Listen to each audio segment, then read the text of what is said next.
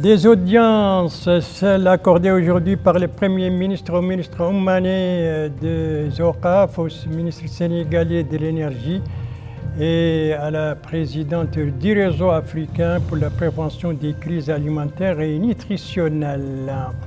Une réunion, celle du comité ministériel chargé donc des projets de loi dans le cadre de la lutte contre la corruption. Une rencontre, celle entre le secteur privé et le commissaire européen chargé des partenariats internationaux, ça c'était hier.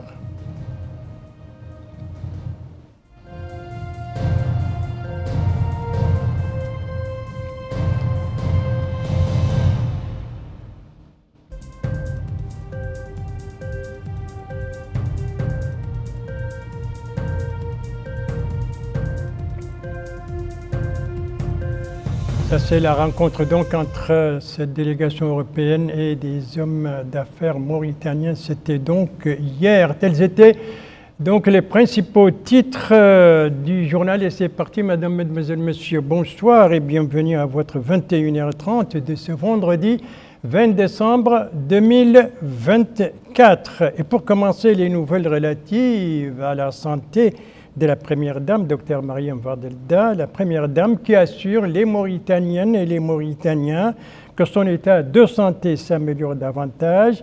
Et elle exprime en même temps sa profonde gratitude pour l'élan populaire de solidarité manifesté à son égard. C'est ce qui ressort d'un communiqué du bureau de presse de la présidence de la République rendu public aujourd'hui. Communiqué qui souligne en effet que de nombreux citoyens et citoyennes de toutes les régions de la Mauritanie ont exprimé leur sympathie à la Première Dame, Dr Mariam Wade El Daa, dont ils ont suivi avec préoccupation l'état de santé tout en priant pour son prompt rétablissement. La Première Dame, je le répète, confirme d'ailleurs que sa santé s'améliore constamment et salue la sympathie généralisée et les prières pour ses guérisons. Une page diplomatique à présent avec ces audiences accordées par le Premier ministre, M. Mokhtar Ndiaye.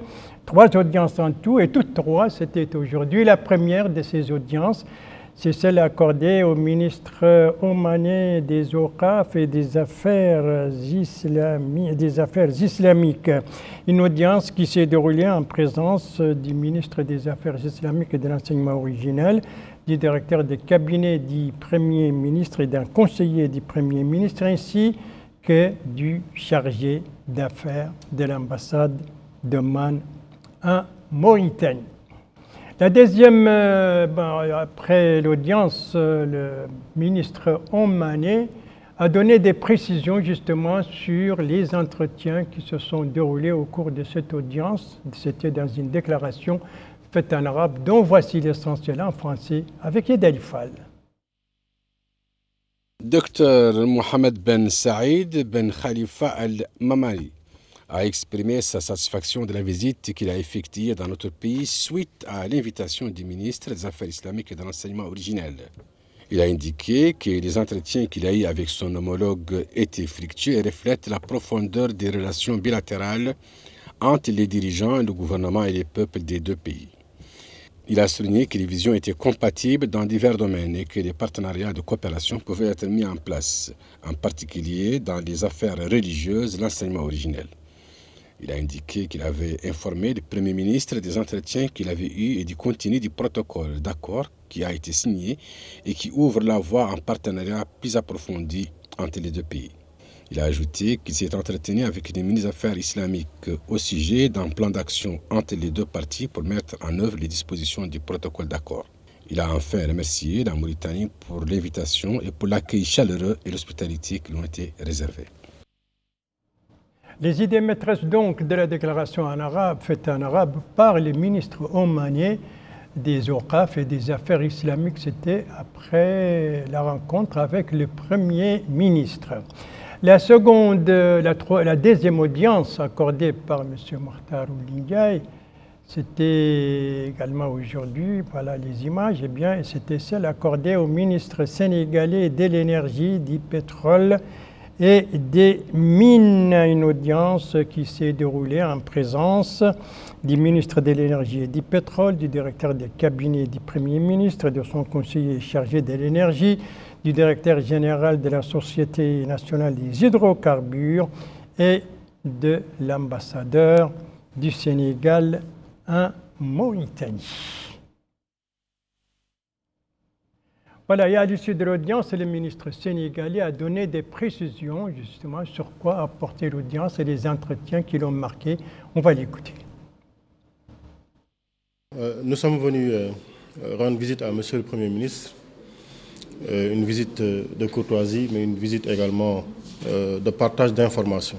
Cela fait aujourd'hui 48 heures que le ministre mauritanien de l'énergie et du pétrole et nous-mêmes et nos équipes respectives ont travaillé ensemble pour confirmer que le Sénégal et la Mauritanie sont des pays frères, que nous avons en commun beaucoup de choses. Et aujourd'hui, l'un des projets les plus importants que nous avons en commun et qui justifie pour partie notre présence ici, c'est le projet GTA.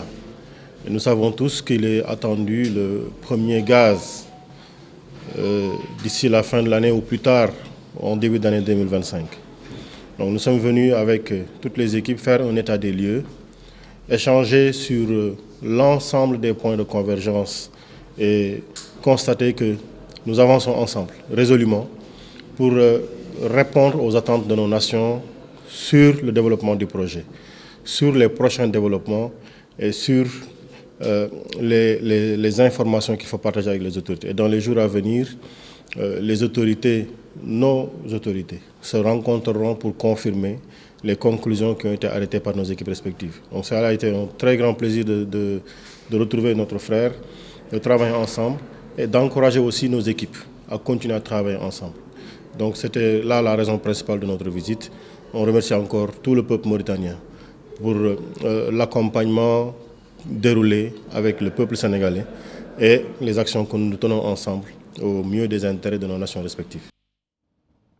Voilà, donc le ministre sénégalais de l'énergie, du pétrole et des mines à l'issue de l'audience que lui a accordée donc aujourd'hui le Premier ministre, M. Mokhtar Ndiaye. La troisième et dernière audience pour le Premier ministre, c'est celle accordée à la responsable du réseau africain de prévention des crises alimentaires et nutritionnelles en Afrique de l'Ouest. Elle était là, je le rappelle, dans le cadre de la 40e réunion de ce réseau qui vient de se tenir à Nouakchott. D'ailleurs, ces travaux ont été clôturés ce soir et qui a vu une forte participation. Et à l'issue de l'audience, la responsable de ce réseau donc, de prévention des crises alimentaires et nutritionnelles en Afrique de l'Ouest, eh bien, elle a donné des précisions, elle aussi, sur ce qu'elle a discuté avec le Premier ministre. J'ai eu l'honneur et le privilège d'être reçu par son Excellence, Monsieur le Premier ministre. J'ai été reçu pour lui rendre compte des conclusions de la 40e session du RPCA, qui est le réseau pour la prévention des crises alimentaires. Et ce réseau a été créé en 1984, c'est donc le 40e anniversaire. Et ce réseau a pour objectif, en fait, de partager les informations sur la situation alimentaire et nutritionnelle au niveau de la région de l'Afrique de l'Ouest et du Sahel. C'est une plateforme multi-acteurs qui regroupe les États, et qui regroupe les organisations intergouvernementales, le SILS, la CEDEAO et l'UEMOA, qui regroupe les partenaires techniques et financiers qui nous accompagnent et qui regroupe aussi ceux du secteur privé et les organisations de producteurs. Donc nous avons rendu compte au Premier ministre en le remerciant pour le leadership du gouvernement mauritanien qui a accepté non seulement d'abriter la session, qui nous a mis dans de bonnes conditions de travail, mais aussi qui a accepté de partager la bonne expérience de la Mauritanie en matière de réponse, de prévention et de réponse aux crises alimentaires.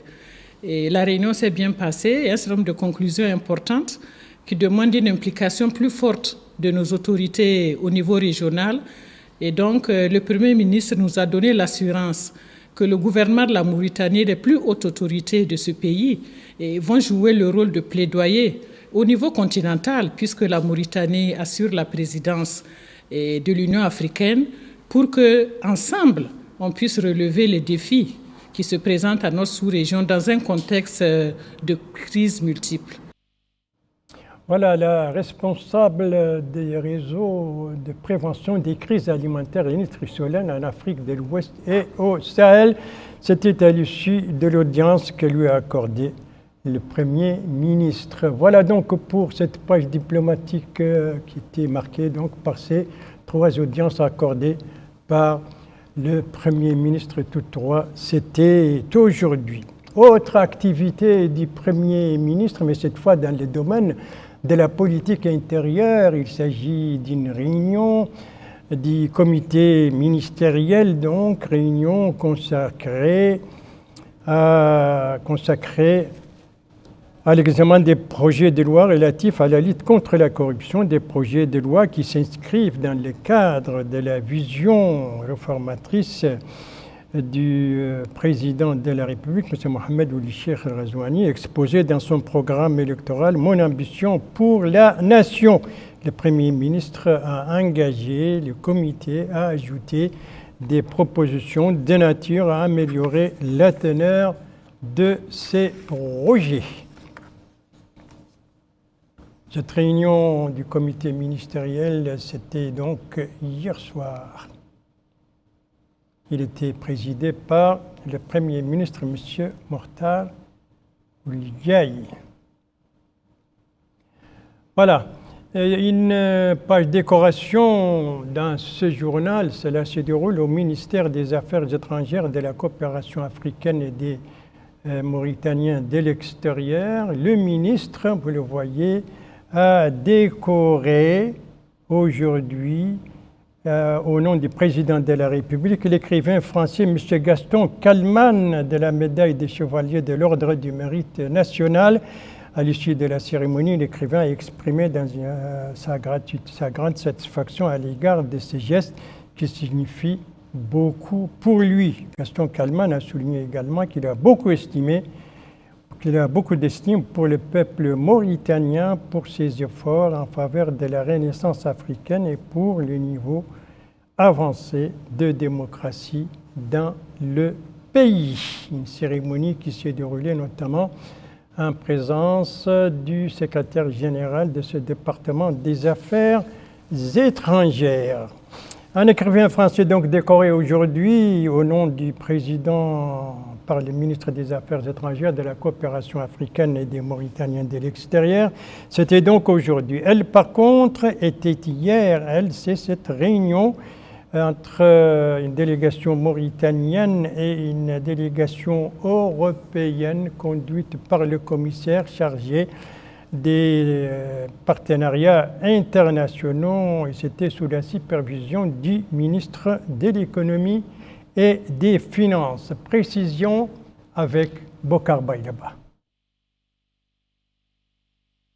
Les discussions ont mis en évidence plusieurs points, notamment l'exécution d'importantes réformes comme la loi sur l'hydrogène vert, la nouvelle loi sur les investissements et le discours sur la politique d'investissement, entre autres. Le tout sur fond d'un partenariat permanent entre le secteur public et le secteur privé dans le soutien des projets de développement.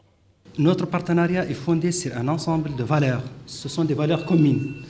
On croit au développement, on croit à la paix et on croit à la coopération. Ces 3 vecteurs nécessitent la conjugaison d'efforts pour que le développement soit porté par un secteur privé entreprenant, prêt à prendre les risques, prêt à s'inscrire dans une logique d'investissement,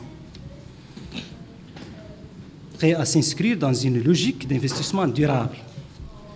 Donc, tous ces éléments nous encouragent aujourd'hui à ouvrir grandement la porte au secteur privé mauritanien, mais aussi européen. Et c'est pour cela et c'est pourquoi on a entamé depuis la mise en place du gouvernement une série de réformes. Ce sont des réformes qui se sont focalisés sur tout ce qui peut rendre la vie facile au secteur privé. L'Agence de promotion des investissements en Mauritanie, APIM, a passé en revue les investissements dans notre pays et a présenté à la délégation de l'Union européenne sa mission et son rôle dans l'accompagnement des investisseurs, ainsi que les nombreuses opportunités d'investissement offertes par notre pays. En somme, cette table ronde reflète la volonté commune de construire un partenariat durable et fructueux entre la Mauritanie et l'Union européenne, mettant l'accent sur le rôle moteur du secteur privé dans la transformation économique du pays. C'était hier donc cette rencontre entre une délégation mauritanienne et une délégation européenne. C'était hier donc à Nouakchott. Autre réunion également hier, mais cette fois au niveau de Néma, la capitale des Hauts-de-Charqi, où se trouvent les ministres de l'élevage, dont le séjour a été marqué donc par des réunions, mais aussi des visites et des sites relevant de son département. Alors, sur les activités du ministre et sur les étapes de sa visite, précision avec notre correspondant permanent là-bas, Ahmed Septi, compte rendu, revient en français par Abdoulaye Demeba. Le ministre de l'élevage Mokhtar Ghagui a débuté sa visite au Hauts-de-Charqi par la commune de Bangou dans le cadre de ses déplacements pour s'informer du processus de production de lait et redynamiser la production laitière. Par la suite, il s'est rendu à l'usine de production de lait de Néma. Le ministre s'est enquis des conditions et des différentes chaînes de production laitière. Il a dans ce cadre reçu des explications détaillées de la part des responsables au sein de cette unité de production. Le ministre a affirmé que la capacité de production de l'usine a connu une augmentation avec une nouvelle ligne de production qui vient s'ajouter à celle existante. Il a en outre affirmé que les produits laitiers produits sur place ont des appellations reflétant la tradition et coutume des résidents. Le ministre a souligné qu'aucun problème du point de vue technique n'a été répertorié au niveau des différents appareils de cette usine. Il a en outre souligné que le principal problème qui a été constaté constitue le manque de formation. Mokhtar Ghagui, ministre de l'élevage, s'est ensuite réuni avec les organismes professionnels actifs à Bangou. Cette réunion à laquelle a pris part le wali du Hauts-de-Charqi, Issel Mouhoul Sidi, a été consacrée à la multiplication des points de collecte de lait pour approvisionner l'usine laitière de Néma. Dans ses réponses aux problèmes posés par l'assistance, le ministre s'est engagé à créer un organisme spécialisé pour accorder des prêts aux agriculteurs en vue de soutenir la culture fourragère. Il a tenu à préciser que la création de l'usine de production de lait de Néma est arrivée à ses dernières étapes, soulignant que les points de collecte de lait sont importants pour le bon fonctionnement de l'usine.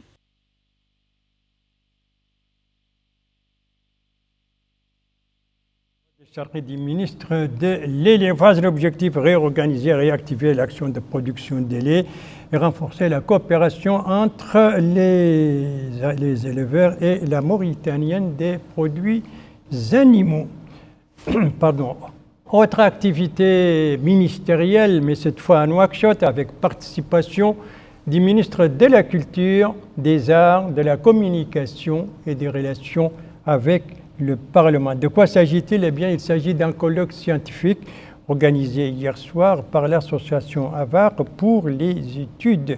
Sur quoi a porté ce colloque et sous quel thème s'est-il tenu? Élément de réponse avec Yedali Fall.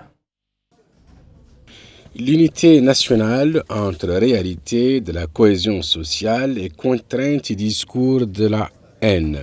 Tel est le thème de cette rencontre organisée sous le haut patronage du ministre de la Culture, des Arts, de la Communication et des Relations avec le Parlement, en collaboration avec le Commissariat aux droits de l'homme, à l'action humanitaire et aux relations avec la société civile. Dans un mot prononcé à cette occasion, le ministre de la Culture, M. Hussein Meddou, a déclaré que plusieurs sujets seront débattus au cours de cette rencontre avec des experts nationaux qui se pencheront sur l'unité nationale, la cohésion nationale et les voies et moyens de la renforcer, en plus des moyens de faire face au discours de la haine, qui sont diffusés à travers des canaux qui devaient à l'origine permettre le renforcement de la démocratie s'ils étaient utilisés à bon escient. L'ONG AVAR, qui organise cette rencontre, a voulu ainsi poser un jalon supplémentaire dans l'édifice de la cohésion nationale en réponse au discours du président de la République, M. Mohamed El-Cheikh El-Ghazouani, à Chinguitti le 13 décembre 2024. Le commissaire adjoint a déclaré dans un discours prononcé à cette occasion que Le président de la République, M. Mohamed El-Cheikh Al-Ghazouani, était l'un des premiers à mettre en garde contre les discours de la haine et à rappelé la gravité de tels propos, en commençant par Wadan, en passant par Djawel et dernièrement à Shingiti. Au nom de l'ONG AVARC, la présidente a souligné l'importance pour les Mauritaniens de s'unir et de faire face au discours de la haine. Voilà ce colloque scientifique donc organisé hier soir par l'ONG AVARC, en collaboration avec le Commissariat aux droits de l'homme, à l'action humanitaire et aux relations avec la société civile, colloque scientifique sur donc l'unité nationale. Passons maintenant à l'actualité parlementaire marquée par deux réunions. D'abord celle de la Commission des finances. On doit voir les images peut-être. Oui, voilà.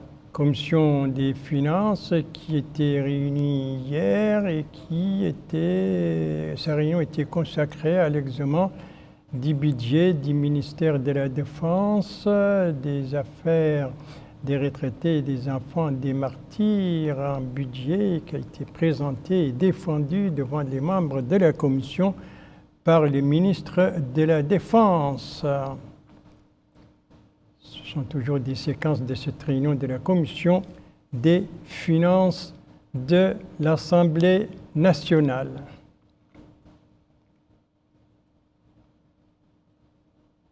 L'autre réunion donc, au niveau de l'Assemblée nationale, c'était celle de la Commission des affaires économiques.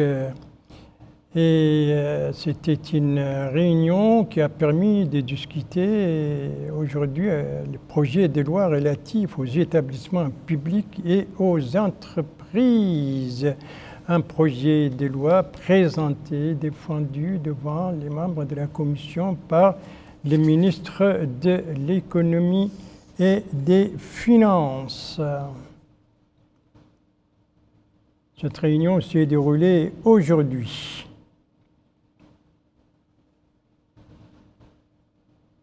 Voilà pour cette actualité parlementaire marquée donc par deux réunions, celle de la Commission des finances et celle des affaires économiques de l'Assemblée nationale. Merci de suivre les JTF de Mauritania.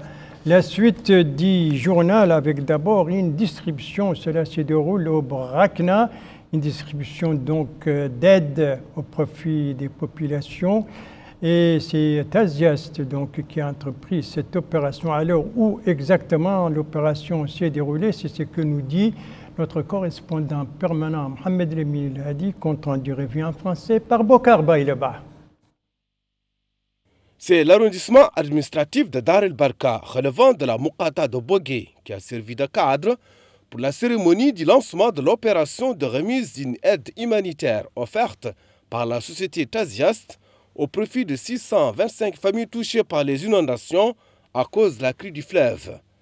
Cette assistance est constituée de 37 tonnes de produits alimentaires, riz, sucre, huile, lait en poudre. À cela s'ajoutent 325 tentes équipées de matelas, couvertures et moustiquaires.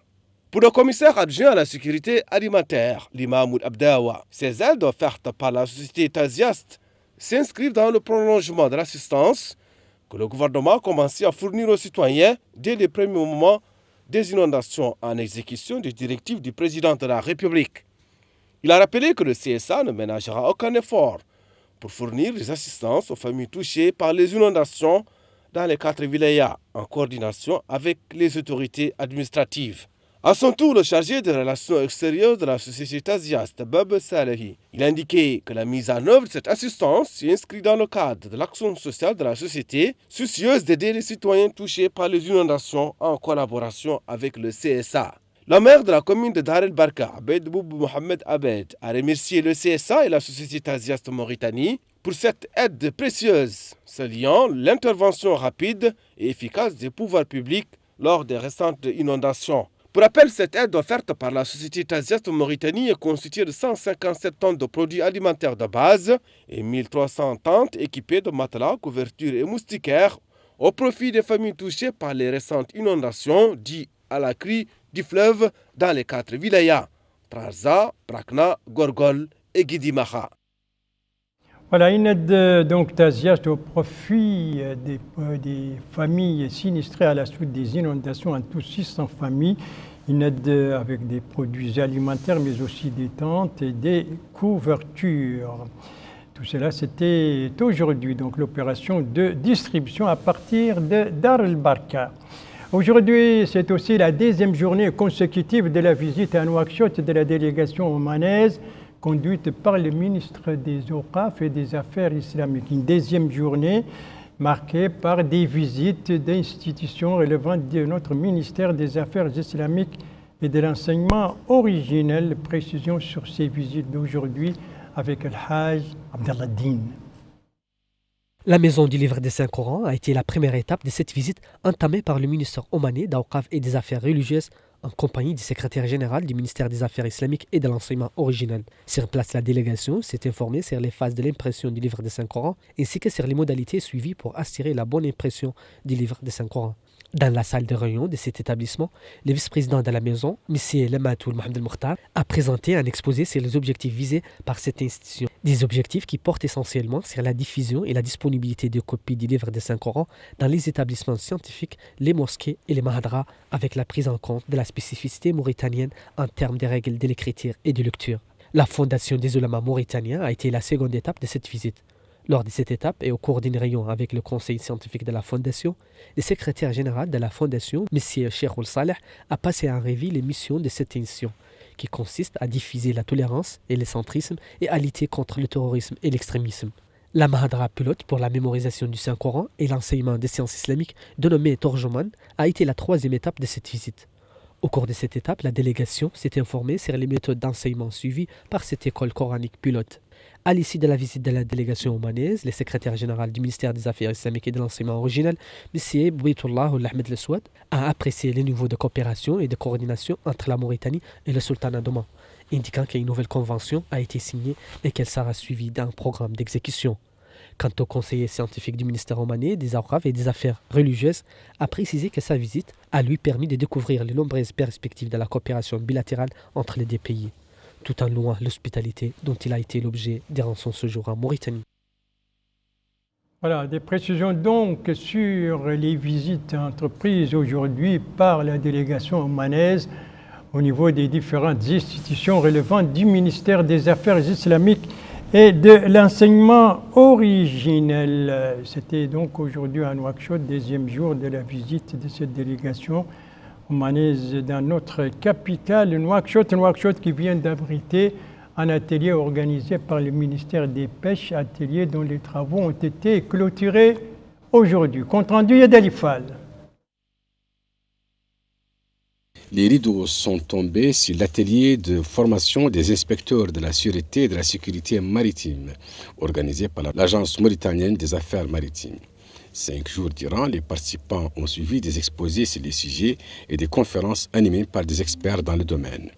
Le renforcement des capacités des inspecteurs afin de mieux protéger les personnes et leurs biens était l'objectif principal de cet atelier. Le secrétaire général du ministère de la Pêche a souligné que cette rencontre a permis aux participants d'approfondir leurs connaissances, d'échanger des expériences dans ce domaine. Il a déclaré qu'au cours de cet atelier, les participants ont fait preuve de beaucoup de curiosité, ce qui dénote, a-t-il dit, de l'intérêt qu'ils accordent à ce sujet. Les différentes interventions ont prouvé que la sécurité maritime n'est pas la responsabilité individuelle, mais une responsabilité collective. La clôture de la cérémonie a été marquée par la distribution des attestations aux participants. Un atelier sur la sécurité et la sûreté maritime, donc organisé par le ministère de la Pêche et des infrastructures portières et maritimes. Atelier qui s'est clôturé aujourd'hui à Nouakchott qui a abrité également aujourd'hui une autre manifestation, une autre rencontre, cette fois organisée par la Banque de commerce et d'industrie en collaboration avec la BAD, la Banque africaine de développement. Compte rendu Abdoulaye Demeba. Cette rencontre constitue une opportunité de réseautage, de mentorat pour les petites et moyennes entreprises dirigées par les femmes. Cette activité rentre dans le cadre de l'assistance technique du groupe de la Banque pour le commerce et l'industrie BCI pour la promotion de l'accès des entreprises dirigées par les femmes aux services d'appui financier et technique dans l'Ouest sahélien, particulièrement en Mauritanie, au Mali, en Guinée et au Sénégal. Cette initiative, qui est financée par la Banque africaine de développement BAD, rentre dans le cadre du programme AFAWA ou le financement Wi-Fi. La directrice de la famille et de la promotion de la femme au ministère de l'Action sociale, de l'enfance et de la famille a souligné que cette rencontre constitue une opportunité pour les femmes entrepreneurs de réaliser leurs projets. Elle a ensuite souligné le rôle éminemment important de la femme mauritanienne dans la société. La tenue d'une telle journée constituera une première étape d'un large programme d'accompagnement technique et financier, bien élaboré, destiné aux petites et moyennes entreprises dirigées par des femmes. Ce programme s'inscrit dans le cadre d'un partenariat stratégique entre la Banque africaine de développement à travers les initiatives AFAWA, sous financement de la Wi-Fi, et le groupe Banque pour le commerce et l'industrie BCI, à travers ses filiales déjà présentes en Mauritanie, Mali, Guinée et Sénégal. L'AFAWA vise à combler les déficits de financement des femmes entrepreneurs en Afrique, estimé à 42 milliards de dollars. Cette initiative panafricaine met en place des mécanismes permettant d'accroître l'accès des femmes aux services financiers tout en renforçant leur capacité entrepreneuriale. Notre engagement consiste à soutenir l'entrepreneuriat féminin. L'autonomisation économique des femmes constitue une priorité stratégique. Soutenir les PME dirigées par des femmes, c'est investir dans un avenir prospère et inclusif.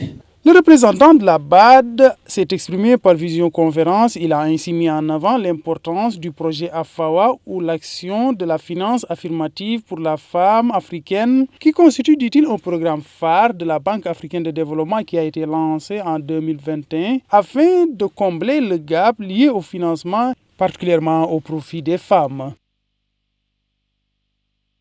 Voilà pour cette journée organisée donc aujourd'hui et qui portait sur le financement des petites et moyennes entreprises, surtout féminines. Une page pédagogique dans ce journal que nous commençons par cette opération de distribution entreprise aujourd'hui à Kaedi, la capitale du Gorgol, par la direction régionale de l'action sociale de l'enfance et de la famille, une distribution au profit des enfants, des jardins d'enfants plutôt. Compte rendu de notre correspondant permanent là-bas, Mohamed Ali Salek, compte rendu revient en français par Bokar Bailaba. Les jardins d'enfants et les classes préparatoires publiques et privées de la wilaya du Gorgol bénéficient d'un nouveau soutien logistique. En d'autres termes, il s'agit d'un nouveau programme d'enseignement préscolaire et des guides pour les nurses offerts par le ministère de l'Action sociale, de l'enfance et de la famille. L'occasion pour le conseiller du Wali du Gorgol, chargé des affaires politiques et sociales, Yahya Sidi Mahmoud Abdallahi, de souligner l'importance et le rôle de l'enseignement préscolaire dans la réussite du processus éducatif. Et il a précisé que la remise du programme éducatif aux jardins d'enfants et aux classes préparatoires par le secteur de l'action sociale de l'enfance et de la famille s'inscrit dans le cadre de la loi d'orientation portant création de l'école républicaine. Autre intervention, c'est celle faite par la directrice régionale de l'action sociale, de l'enfance et de la famille au Gorgol, Mme Hawa Mintidei, qui a exprimé ses vifs remerciements aux encadreurs des jardins d'enfants de la wilaya. Et elle a souligné que l'État cherche, à travers la distribution de ce guide pour les nurses et le nouveau programme préscolaire, à bien préparer les enfants avant leur entrée à l'école républicaine. A noter que la wilaya du Gorgol compte 2 jardins d'enfants et 65 classes préparatoires.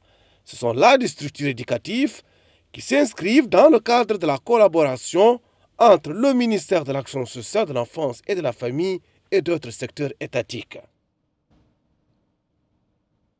La page pédagogique nous conduit également à la plus ancienne école fondamentale de l'Adrar, et cela en compagnie de notre correspondant permanent là-bas, Elvara Chebani, dont le compte rendu a été travaillé en français par Abdoulaye Demeba. Plus de 400 écoliers sont inscrits au niveau de cette école qui constitue la plus ancienne école primaire de Chinguetti. Ces élèves sont répartis dans les 12 salles de classe que compte cet établissement. Les cours ont débuté au tout début de la rentrée scolaire. Les élèves trouvés sur les lieux saluent leurs conditions d'études. Ils ont précisé que les enseignants viennent à l'heure. Ils ont ensuite exprimé leur satisfaction pour leurs conditions d'études. Du côté du personnel enseignant, cet instituteur trouvé sur place a salué le comportement des apprenants. On a, dit-il, débuté les cours avec la rentrée scolaire en présence des élèves. Tout se passe bien, souligne-t-il.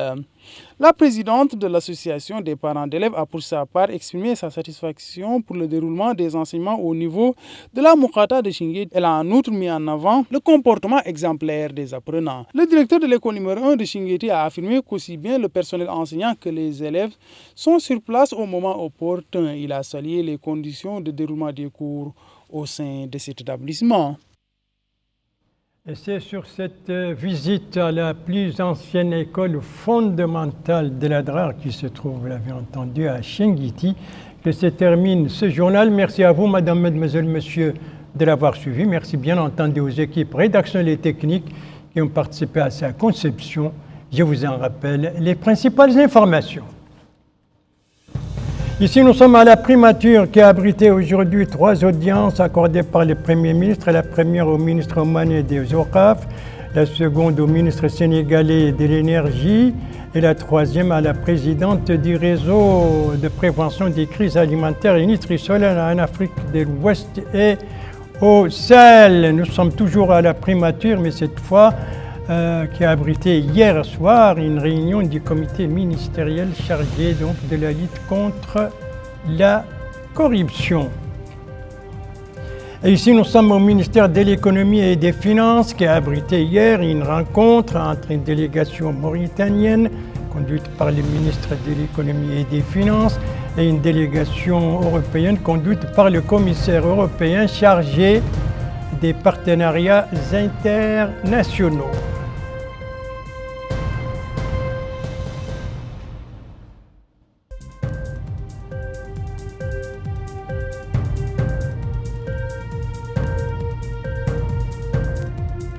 Voilà, il ne me reste plus qu'à vous souhaiter une très bonne fin de soirée, une très bonne fin de semaine et à vous donner rendez-vous, Inch'Allah, demain à la même heure, 21h30. Bonsoir.